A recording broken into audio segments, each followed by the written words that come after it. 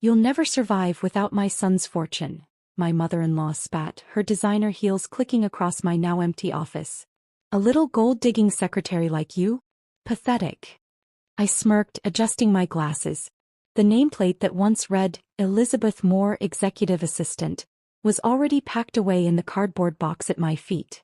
The walls were bare, stripped of Cole's photographs and my diplomas. The emptiness felt purposeful, like the calm before a storm. What do you have to say for yourself? Vivian demanded, her perfectly manicured nails tapping impatiently against her Hermes handbag. At 63, she still commanded attention with her steel gray bob and tailored Chanel suit, a fortress of wealth and privilege. I think we're done here, Vivian, I replied, my voice steadier than I expected. The movers already took everything important. Before we begin, I want to take a moment to thank each of you for being part of this incredible journey. If you're enjoying these stories of empowerment, consider subscribing. It's completely free and helps us build this amazing community. Let's dive in. Her eyes narrowed, scanning the barren desk for something, anything, that might reveal my next move. You think you can just walk away with what belongs to my family? To Blackwood Industries. I'm only taking what's mine. I stood, smoothing my simple black dress, the same one I'd worn to Cole's funeral 3 weeks ago. What Cole wanted me to have. That's rich, she scoffed. My son was worth $50 million, and you think a nobody from nowhere deserves any of it? I reached for my box, memories flooding back of my first day in this very office, nearly 5 years ago. The elevator doors had opened to the 30th floor of the Blackwood Tower, and my stomach lurched with nervousness, not from the height but from what awaited me. My sensible heels sank into plush carpeting as I approached the reception desk. Elizabeth Moore for Mr. Blackwood, I'd said, clutching my folder of references. The receptionist had barely looked up. New secretary? Her tone suggested I wouldn't last a week. Executive assistant, I'd corrected gently, though the distinction meant little to most. What nobody knew was that I'd spent 3 years at the Financial Crimes Enforcement Network before burnout and bureaucracy pushed me toward a career change. This position was my fresh start. Simpler, cleaner, but with purpose. I'd researched Blackwood Industries thoroughly, noting several financial patterns that raised flags. Nothing concrete, but enough to pique my professional curiosity. Mr. Cole Blackwood's office had been intimidating that first day. Corner suite, floor-to-ceiling windows, modern art that probably cost more than my student loans. But Cole himself had been unexpectedly kind, offering coffee he'd made himself rather than asking me to fetch it. Sorry about the mess, he'd said, gesturing to perfectly organized stacks of reports. Mother insists I need an assistant who can handle my chaos, but honestly I just need someone who can handle my mother. I'd laughed, not realizing how prophetic those words would become. Remember when you had me investigated? I asked Vivian now, picking up a forgotten paperclip from the desk. 3 months after Cole and I started dating? Her perfect jawline tightened. Standard procedure. I protect my family. The private investigator you hired was thorough, I continued. Except he missed my stint at FinCEN. Funny how that works. You were so busy looking for dirt, for evidence I was sleeping my way to the top, that you missed the actual truth. What are you talking about? There was the faintest tremor in her voice now. Cole found it amusing too when I finally told him. I smiled at the memory of his laughter, the way his eyes had crinkled at the corners. That the fearsome Vivian Blackwood had a former financial crimes investigator working right under her nose. A flash of uncertainty crossed her face, quickly replaced by practiced disdain. Whatever game you're playing. It's not a game, Vivian. It never was. Cole and I had started as nothing more than boss and assistant. I'd kept things strictly professional even when I noticed his lingering glances, his excuses to work late when I stayed to finish projects. The company had strict policies against workplace relationships, policies I'd respected. It was the company Christmas party that changed everything. Cole had found me on the rooftop terrace, escaping the forced merriment below. Not one for office parties? He'd asked, offering his jacket against the December chill. Not one for pretending, I'd answered honestly. Everyone downstairs is networking, not celebrating. He'd smiled ruefully. Including my mother. She's currently corralling the board members like sheep. That night we talked for hours about everything except work. Books, travel, our shared love of old jazz records. When he'd asked me to dinner the following week, I'd hesitated. "I don't date my boss," I'd told him. "Fair enough," he'd replied. "What if I wasn't your boss anymore?" 2 weeks later, I'd been transferred to the legal department. Same pay, different supervisor. Our first date had been at a hole-in-the-wall diner where nobody would recognize the heir to the Blackwood fortune. "Cole loved me," I told Vivian, who was now pacing the office like a caged animal. "Not because I was convenient or ambitious, but because I saw him. Not his money, not his last name, just him." "Please," she sneered. "You played him perfectly. The wholesome girl next door act. All those secrets about feeling intimidated by our world, while you were counting every penny you could get your hands on." I had to admire her commitment to her narrative. Even as her world crumbled, Vivian Blackwood couldn't imagine being wrong. "You never approved of us," I said, stating the obvious. "The secretary who seduced the boss's son. Too common, too plain, too everything you despise. You weren't good enough for him." Her voice was ice. "You still aren't." The day Cole had proposed, he'd apologized, actually apologized, that his mother would make our lives difficult. When she refused to attend our small wedding, he'd been hurt but not surprised. Each time she'd accidentally scheduled important family events when I was out of town, or seated me at the far end of the table at rare family dinners, or referred to me as Cole's current situation, he'd grown more distant from her. What Vivian never understood was that her rejection had only strengthened our bond. Every dismissive comment, every thinly veiled insult had pushed Cole further into building a life separate from his family's expectations. "Let me explain something, Vivian," I said, lifting my box. "The game ended days ago and you already lost." Her perfect composure fractured. "What does that mean?" I stepped closer, dropping my voice. "It means that while you were busy planning how to cut me out after Cole's death, I was executing the plan he and I made together. It means your son discovered your offshore accounts in the Caymans and Bermuda 8 months ago." Her face went ashen. "You're lying." "The IRS doesn't think so." I checked my watch. "In fact, they should be serving a search warrant at your estate right about now." The look of comprehension dawning across her features was worth every moment of grief and struggle I'd endured. "You didn't just lose your son, Vivian," I said quietly. "You lost everything. Because you couldn't see past your own prejudice to recognize who I really was, or who Cole had become." I walked past her to the door, turning back one last time to see the formidable Vivian Blackwood standing speechless in the empty office that had once been my first step into her world. "Goodbye, Vivian," I said. "Tax fraud carries quite a sentence these days. I'd start calling your lawyers." As I walked toward the elevator, I felt Cole's presence beside me, heard his voice in my head. "You did it, Lizzie. You really did it. The game was over." And despite the emptiness in my heart where Cole should be, I'd won. The elevator doors closed behind me, sealing off Vivian's world as I descended from the 30th floor. In my hands, the cardboard box contained 5 years of memories. The tangible ones, at least. The more precious ones lived in my heart. Cole's smile when he brought me coffee each morning, his laughter during our weekend escapes to his cabin in the mountains, the way his eyes softened when he talked about our future. Our worlds couldn't have been more different. I grew up in a modest 3-bedroom house in Rochester, the daughter of a high school English teacher and a nurse. Our vacations were road trips to national parks, not jaunts to private islands. My parents taught me the value of education, hard work, and integrity, values that seemed increasingly rare in Cole's world of inherited wealth and corporate politics. Cole had been raised in a 20-room mansion with household staff who knew his preferences better than his own mother did.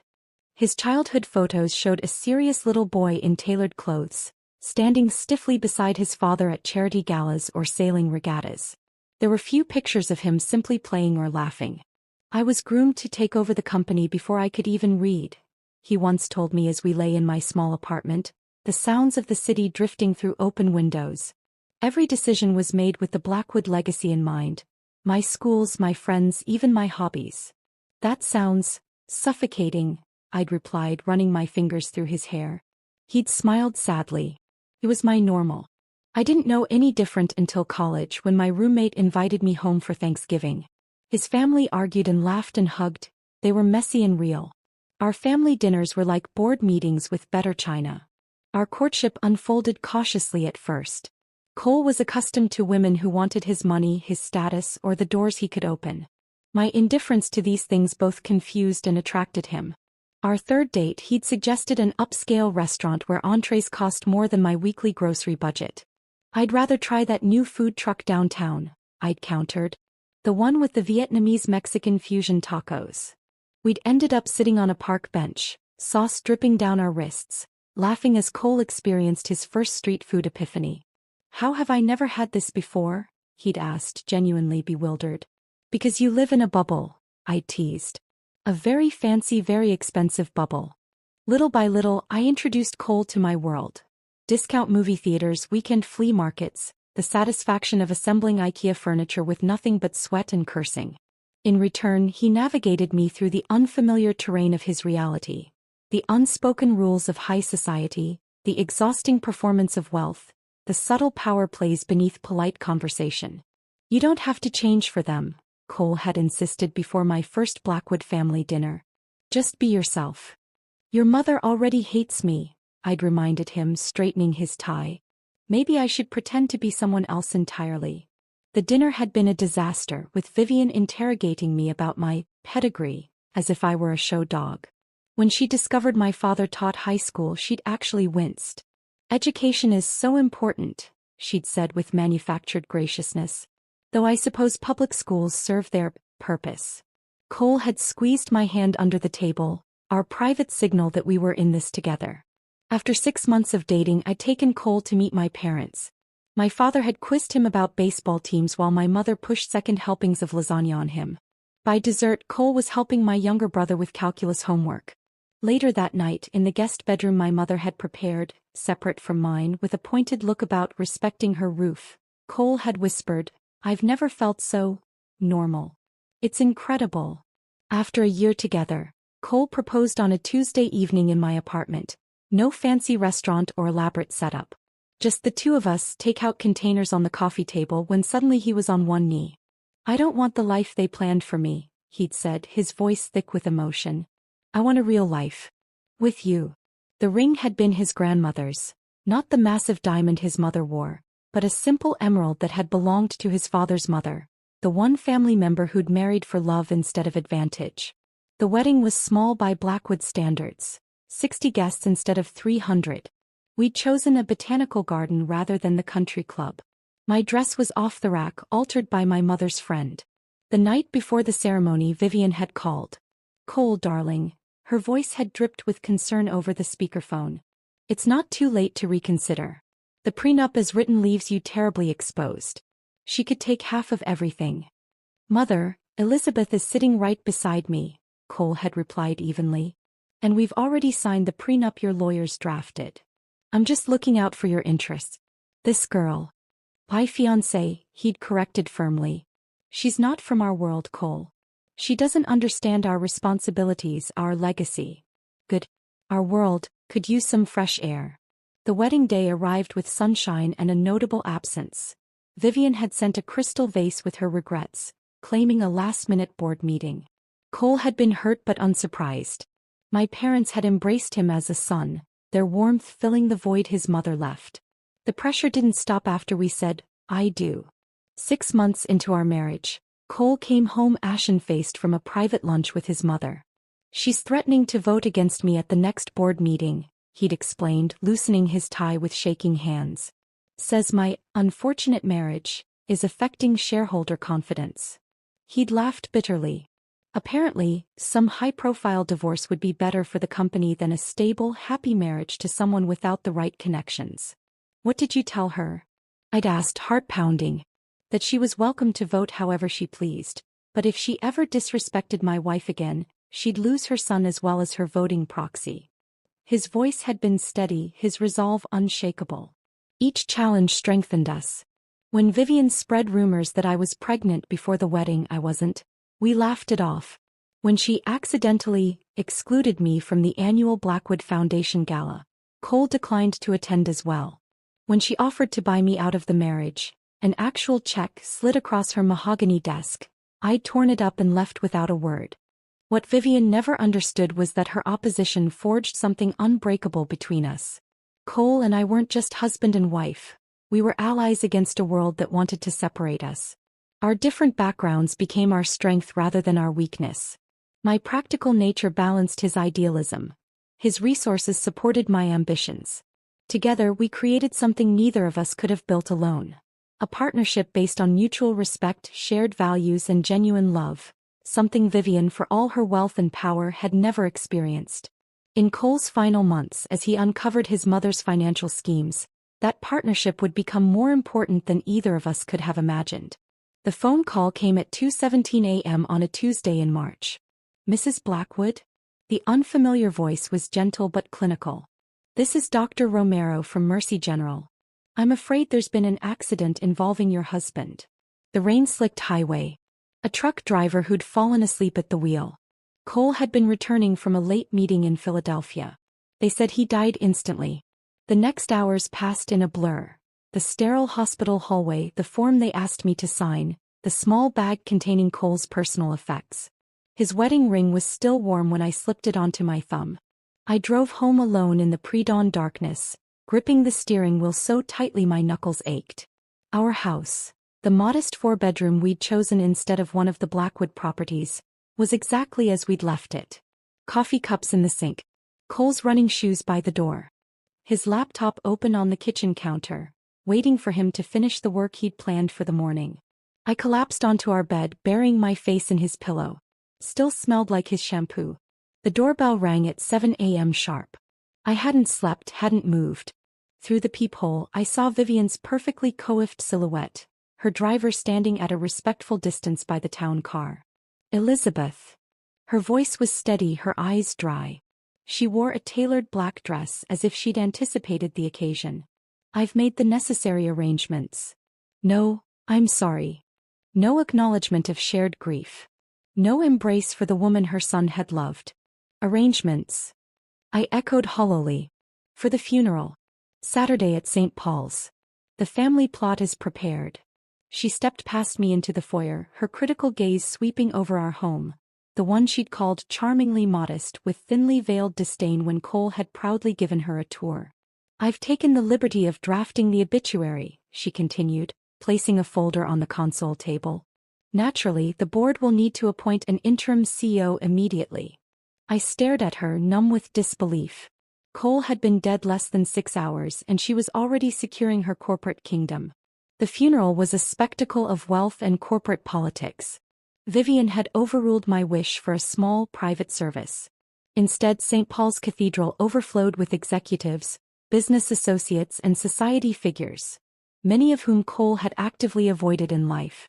I sat in the front pew, dress soaked with silent tears, while Vivian held court like a queen in mourning, accepting condolences with practiced grace.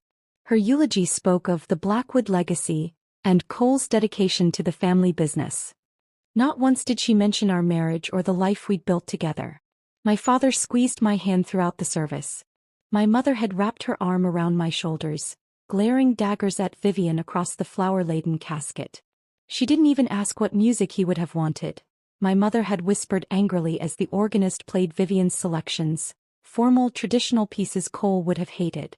That evening, alone in our bedroom while distant relatives and business associates mingled downstairs, I found myself staring at Cole's side of the closet. His favorite worn Harvard sweatshirt hung beside tailored suits he wore reluctantly. I buried my face in it, breathing in what remained of him, when my phone buzzed with a text from an unknown number. "Mrs. Blackwood, this is Martin Reeves, your husband's personal attorney. We need to meet privately before tomorrow's will reading. Urgent. Please call." The reading of Cole's will took place in the wood-paneled conference room of Reeves and Associates the following morning. Vivian sat across from me, flanked by the Blackwood Industries legal team, 3 stern-faced men in identical dark suits. My parents sat beside me, my father's hand protectively on my shoulder. Martin Reeves, a slight man with kind eyes behind wire-rimmed glasses, had met with me privately an hour earlier. "What Mr. Blackwood is about to do will cause significant distress," he'd warned me. "Are you prepared?" I'd nodded numbly, uncertain what he meant until he'd shown me the documents Cole had prepared. The plan had been breathtaking in its thoroughness. Now, as Reeves cleared his throat and began reading, I watched Vivian's face. Her expression of somber dignity remained fixed until Reeves reached the third paragraph. To my wife, Elizabeth Clare Blackwood, I leave all my personal assets, including but not limited to our home investment accounts, and my controlling shares in Blackwood Industries, totaling 42% of the company's voting stock. Vivian's head snapped up. That's impossible. Reeves continued without acknowledging her interruption. To my mother, Vivian Eleanor Blackwood, I leave my collection of first-edition Hemingway novels, which she gifted me on my 21st birthday, along with my sincere hope that she finds peace. The room had gone utterly still. One of Vivian's lawyers whispered urgently in her ear. Her face had drained of color. This is preposterous, she finally said, voice tight with controlled fury. Cole would never.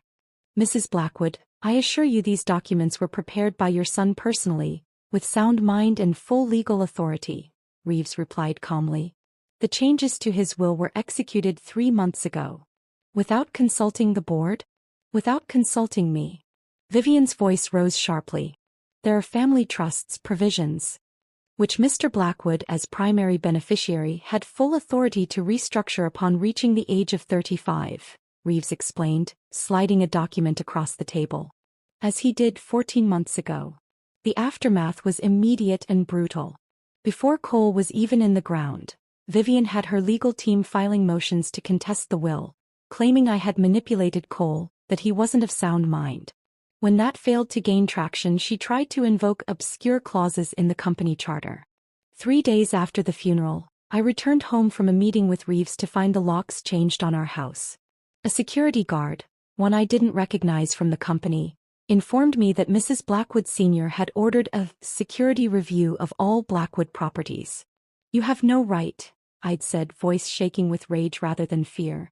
I have every right. Vivian had appeared in the doorway, cool and collected. This house belongs to Blackwood Estates, a separate holding company. Your name isn't on those deeds.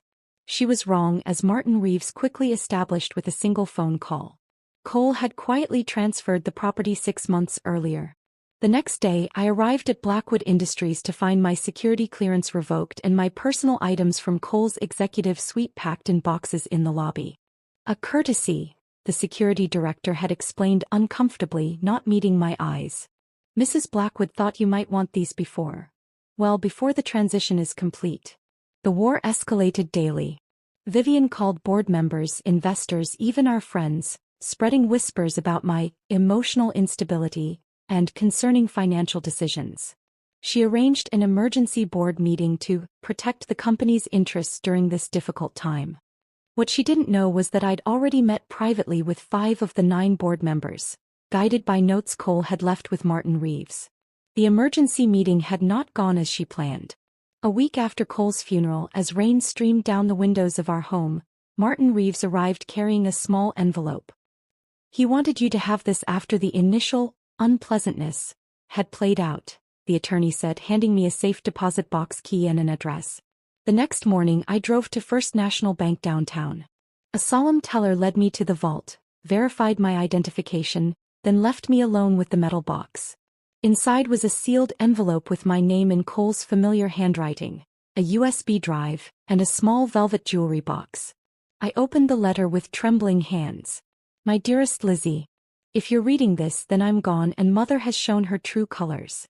I'm so sorry to leave you to face her alone, but I've done everything I can to protect you, and to finally hold her accountable. What you'll find on this drive is the culmination of 8 months of investigation. Mother has been moving company funds offshore for years. Tax evasion, falsified records, shell companies. It started small after Dad died, but it's grown into something massive and criminal. I couldn't confront her while I was still putting the pieces together. And honestly, I was afraid of what she might do if cornered. So I made a plan. Everything is ready for you. The jewelry box holds my grandmother's sapphire, the one Mother always claimed was lost. Like me, it never really belonged in the Blackwood world. Now it's yours along with everything else I could give you. I love you more than I can say. You showed me what real family means. Always yours, Cole. I opened the velvet box with trembling fingers. The sapphire caught the vault's fluorescent light, brilliant blue against deep midnight. I slipped it onto my finger beside my wedding band as tears blurred my vision. The USB drive contained everything: account numbers, transaction records, offshore holdings, forged board authorizations. The woman who had called me a gold digger had been systematically looting her own company for years. That night, I made a single phone call to a former colleague at FinCEN. The war with Vivian had just entered its final phase, and she had no idea she'd already lost. I spent the night reviewing the contents of the USB drive, each file revealing another layer of Vivian's elaborate scheme. According to Cole's meticulously organized notes, it had all started with a seemingly innocent discrepancy. 8 months before his death, Cole had been reviewing quarterly reports when he noticed an unusual payment to a consulting firm he'd never heard of, Meridian Global Advisors. The amount wasn't particularly large by Blackwood standards, just $175,000, but something about it had triggered his curiosity. It was the timing, Cole had written in his digital journal. The payment went out exactly 3 days after we closed the Singapore acquisition, the same acquisition Mother had initially opposed, then suddenly supported. That single thread, when pulled, had unraveled an entire tapestry of financial manipulation. Cole had discovered that Meridian Global was a shell company registered in the Cayman Islands, which led to another entity in Bermuda, which connected to a private account in Vivian's maiden name. I clicked through dozens of images, screenshots of banking portals, scanned documents with Vivian's signature, email exchanges with offshore financial advisors. Cole had even photographed physical documents from Vivian's home office during family gatherings, catching glimpses of paperwork when she stepped away. Had dinner at Mother's estate tonight. Read an entry from 5 months before the accident. When she went to take a call, I managed to photograph the Artemis Project files. The scheme is bigger than I thought. She's been siphoning funds for at least 7 years, possibly since Dad died. Conservative estimate: $30 million diverted through at least 6 different jurisdictions. The most damning evidence came from Cole's meeting with a former Blackwood accountant who had been abruptly dismissed 3 years earlier.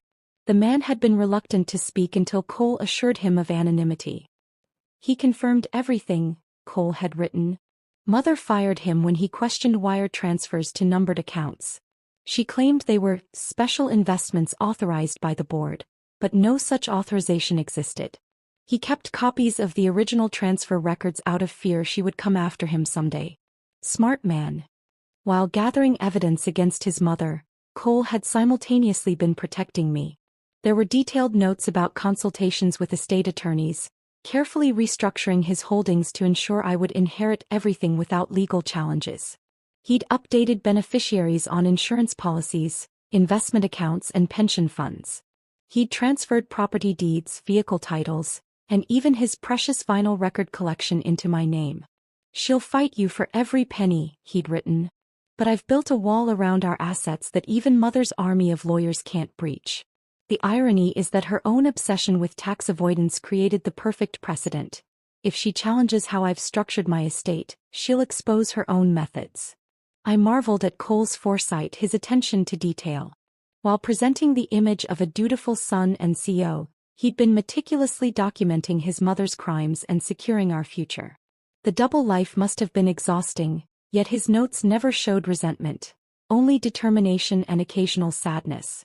One journal entry from 2 months before his death broke my heart. "Sometimes I catch Mother looking at old photos of Dad and me, and for a moment I see genuine love there. I wonder what happened to her, when money and control became more important than family. I keep hoping she'll remember who she used to be, but I can't stake Liz's future on that hope." By dawn, I had a complete picture of both Vivian's crimes and Cole's counterplan. Blackwood Industries had legitimate operations in several countries, which Vivian had leveraged to create a complex web of financial transfers. On paper, everything looked like routine international business. In reality, millions were flowing through shell companies and ultimately into private accounts beyond the reach of American tax authorities. I made coffee and watched the sunrise from our kitchen window, Cole's grandmother's sapphire heavy on my finger. The next steps were clearly laid out in Cole's notes, but executing them would require perfect timing and nerves of steel. Vivian was powerful, connected, and utterly ruthless. One misstep could be disastrous. First, I needed to secure my position within Blackwood Industries. Cole had left me controlling interest, but Vivian was already challenging the transfer and lobbying board members. I would need allies. I spent the next 3 days meeting privately with key players. Harold Bennett, the company's longest-serving board member and Cole's godfather, was my first target. We met at his fishing cabin outside the city, away from Vivian's network of informants. I always wondered when this day would come, the white-haired man said after I showed him selected documents from Cole's files. Vivian changed after Richard died. The ambition was always there, but the moral compass disappeared. Will you support me? I asked directly. Cole trusted you. That's good enough for me. He'd paused, studying my face. But this won't be pretty. Vivian will burn everything down before admitting defeat. By the end of the week, I had secured commitments from 5 of 9 board members. The emergency meeting Vivian had called to oust me instead resulted in a formal recognition of my authority as majority shareholder. Her face as the vote was announced, shock morphing into cold fury, would stay with me forever. Next came the financial safeguards. Following Cole's detailed instructions, I worked with Martin Reeves to lock down every corporate and personal account Vivian might target. We changed signatories, updated access protocols, and implemented two-factor authentication on digital platforms. When Vivian attempted to transfer $3.2 million from the company's operating account to an emergency reserve fund only she could access, the transaction was flagged and blocked. Mrs. Blackwood is most displeased. The CFO informed me nervously after receiving what he described as a thermonuclear phone call from Vivian. Mrs. Blackwood will need to adjust her expectations, I replied calmly. With my position secured and assets protected, the final step of Cole's plan arrived: accountability. This was the part he had left to my discretion with a simple note: justice or mercy, I trust your judgment, Lizzie. I spent a sleepless night weighing the options. Expose Vivian publicly, destroying the company's reputation and potentially harming thousands of employees? Handle it privately, allowing her to maintain dignity while quietly stepping away? For hours I wrestled with what Cole would want. Then I remembered his words from years earlier, when discussing a competitor who'd been caught in an ethics scandal. The problem isn't that he broke the rules, it's that he thought the rules didn't apply to him. That kind of entitlement needs consequences. The next morning I compiled a carefully curated selection of evidence. Enough to prove criminal intent but not so much that authorities could trace it back to Cole's original discovery. Then I contacted Daniel Friedman, my former supervisor at FinCEN who now worked with the IRS Criminal Investigation Division. This needs to be handled through proper channels, I told him during our meeting at a quiet cafe downtown. Anonymous tip, formal investigation, everything by the book. He reviewed the documents with a professional poker face. This would trigger an automatic investigation. Significant penalties likely. Possibly criminal charges. I understand. The company itself could face repercussions. I'm prepared to cooperate fully to protect the business and its employees, I assured him. This is about one person's actions, not the company. 2 days later, I filed for an emergency board meeting to address regulatory compliance concerns. The agenda included appointing an independent auditor and creating a special committee on financial governance, moves that would appear proactive when the investigation became public. The anonymous tip to the IRS went out that same evening, time to reach the agency just as I solidified my control over Blackwood Industries. The wheels of justice began turning, slowly but inevitably, all according to the plan Cole had so carefully crafted. As I stood in our bedroom that night, looking at his side of the closet I still couldn't bear to clear out, I whispered, I hope I made the right choice. The sapphire caught the lamplight as I raised my hand to touch his favorite sweater, and I could almost hear his response. You always do, Lizzie. You always do. 3 weeks after submitting the evidence, I was reviewing quarterly projections in Cole's former office when my assistant knocked softly. Mrs. Blackwood, there are federal agents in the lobby. They have a warrant. I nodded calmly, though my heart raced. Please show them up immediately and call Martin Reeves. Tell him it's happening. The raid was methodical and overwhelming. 15 agents in dark suits and windbreakers emblazoned with IRS criminal investigation, spreading throughout the executive floor. They presented warrants for specific financial records, electronic devices, and access to the company servers. Employees watched in stunned silence as boxes of documents were carried out and computers sealed with evidence tape.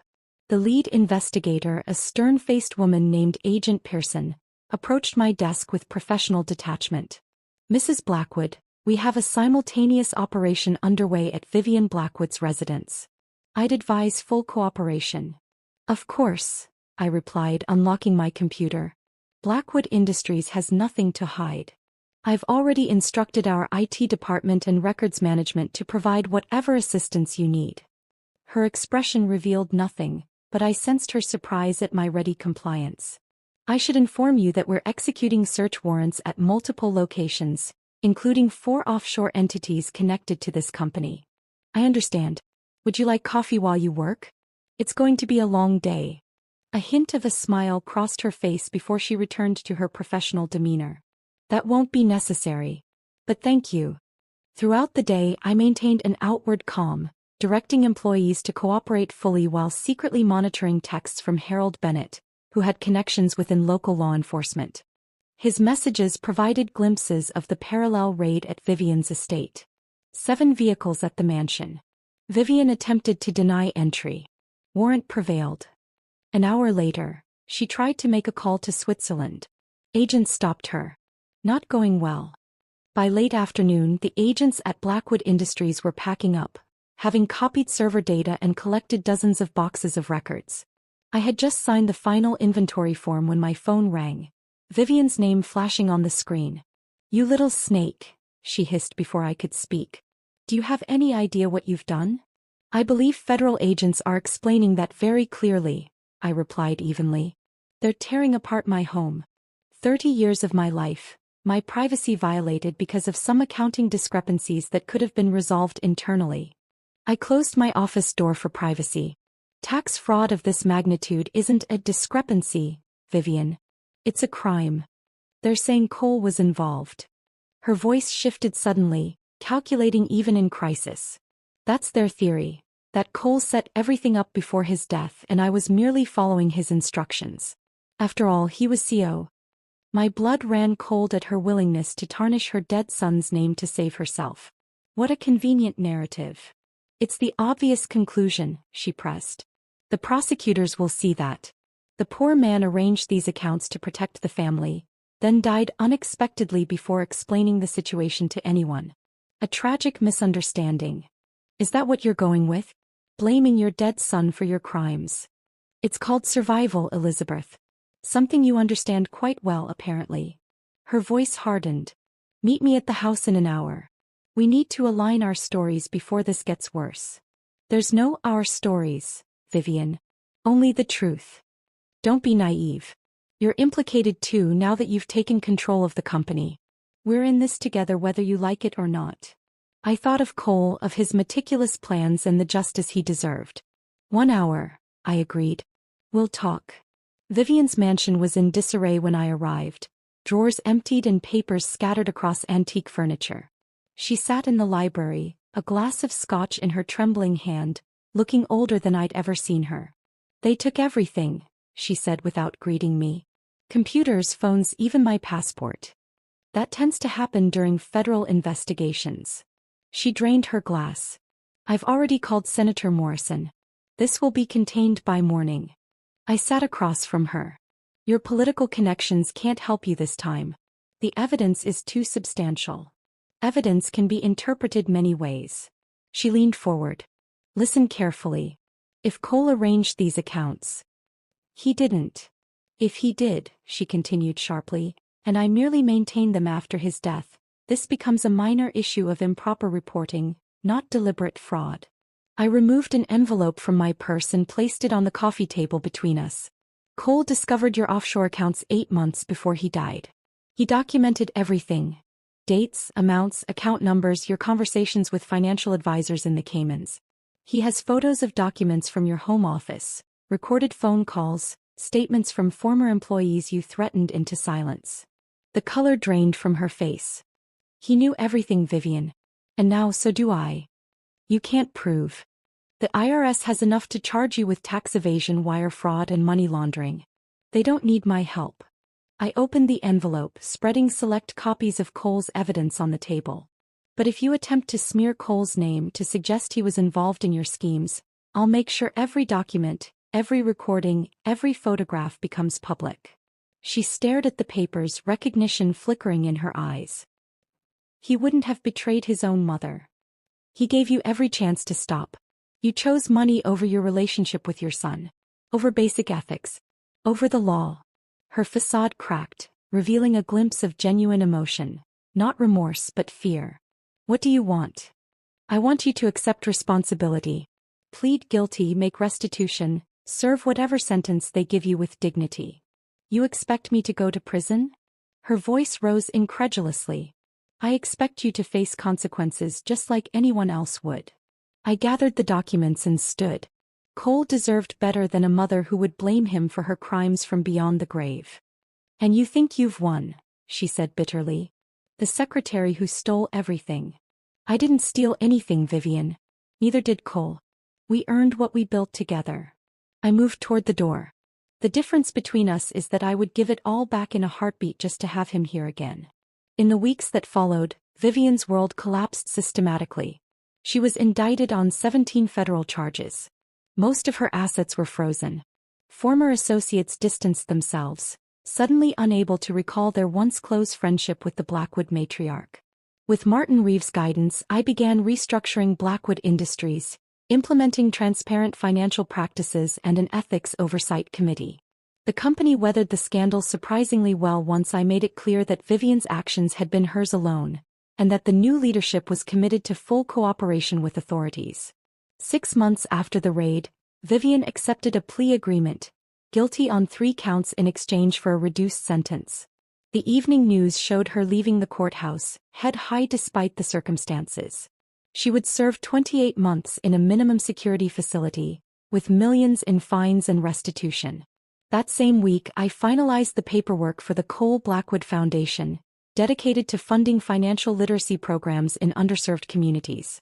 The irony wasn't lost on me, using proceeds from Vivian's restitution payments to teach others about ethical financial management. He would have loved this, my mother said at the foundation's quiet launch event. Using something broken to create something beautiful. A year after Cole's death, I stood at his grave with fresh flowers, the granite still seeming too new, too wrong. We did it, I whispered, tracing his name with my fingertips. She's facing consequences. The company is thriving with ethical leadership. The foundation has already funded programs in 3 states. I paused, my throat tightening. I miss you every day. But I'm finding my way. The autumn wind rustled the trees overhead as I placed a small stone on top of his headstone. A tradition my father had taught me, a sign that someone had visited, that the deceased was remembered. Back at our home, still our home though I'd finally managed to clean out his side of the closet, I settled on the porch swing with a glass of wine. Tomorrow would bring challenges. A board meeting, foundation decisions, everyday life without Cole. But I had discovered strength I never knew I possessed. Vivian had underestimated me from the beginning. The gold-digging secretary, who turned out to be her downfall. She'd never understood that real power comes not from wealth or status, but from integrity and purpose. As the sun set behind the trees Cole and I had planted together, I raised my glass in a silent toast. To justice served cold. To grief transformed into purpose.